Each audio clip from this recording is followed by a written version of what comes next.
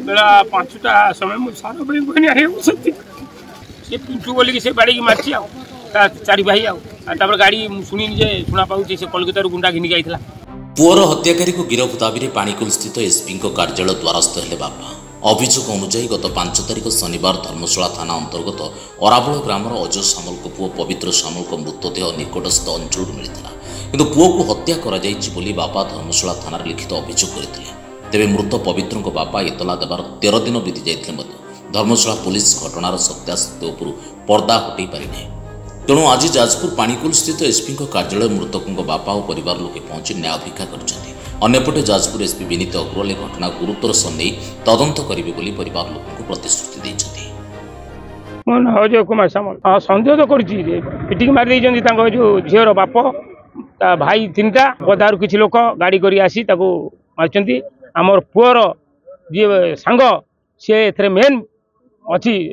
ता ना हूँ सौरपाल सी सांगे आई आम क्यों जान से मो पु नुआ बुलेट गोटे गाड़ी किनी डाकिकी घिनिकी आसी मरई कौन पे हत्याकांड हत्याकांड झील नहीं कि से झीटी भल पाई मुझे जानी ना से बंधु बांधव सब सांग पिला जानते जो मला मुझे जानी जे झीटी भल पाई से राति नहीं जाइए सीसीटीवी कैमेरा बाहरी धमक देता झीर बाप देता भाई देता धमक देता ते मर्डर कर दूँ मो पुओ को ये करी कलरे जो आम नायक बाबू मुझे जाइए मत कहले 60 बार पुओ झील कि कथाई से दिन देला मत कौन ये ना से चप्पल मुझे पचानी चप्पलटा लोक बाड़ी मारी मत से नायक बाबू मत कहते चप्पल तांकर नुह अमक तांकर नुह सब जिन पाइबार पुअर जी बाड़ी मारी फोटो से पड़ी न्याय चाहूँ मोर तो वंश बढ़ीगला न्याय चाहूँ। मो ना अधीर कुमार जेना मु national human rights protection and anti crime corruption all India president रही। आम आज आसीलु गत 6 तारिख दिन पवित्र सामल जन इंजीनियर जड़े 28 वर्ष युवक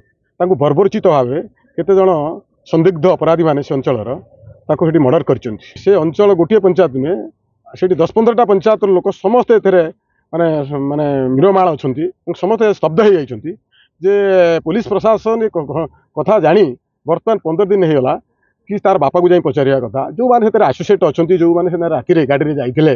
जो अपराधी मैंने सहित सहयोग रही भल भाव इंट्रोगेट करिया कथा कि बर्तमान तदंत बर्तमान बहुत शिथिल रही। बर्तमान यहाँ धर्मशाला थाना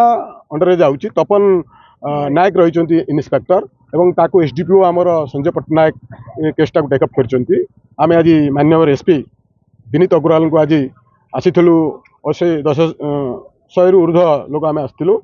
से गोटे पंचायत नुहे 8-10टा पंचायत मेन मेन लोक सब डाक आसलु समस्ते ये घटनार गोटे निरपेक्ष तदंत चाहूँ। पुलिस वर्तमान से तार तदंत बहुत शिथिलता करुच्ची गोटे तार गोटे गोटी बोली पुओ तार चली जाइए से बापा को जाइए घरे भल भाव में भेटा दरकार कॉल रिकॉर्डिंग नेबा दरकार तार स्टेटमेंट नेबा दरकार आ जो अपराधी मैंने एत संश्लिष्ट रही आम जहाँ उपलब्धि करुँ घंट घोड़ा आमर दृढ़ प्रतिश्रुति रही आम से अंचल स्थायी बासिंदा हिसाब से आम पुलिस को संपूर्ण भाव में आम पाखे जिते सब तथ्य रही आम एसपी महोदय को कहलु आम पुलिस को पूरा कोऑपरेट करूँ कारण एभली एक बर्बरोचित माने हत्याकांड जघन्य हत्याकांड कौन रक्त मांस शरीर माने सहय कर पारिबो ना।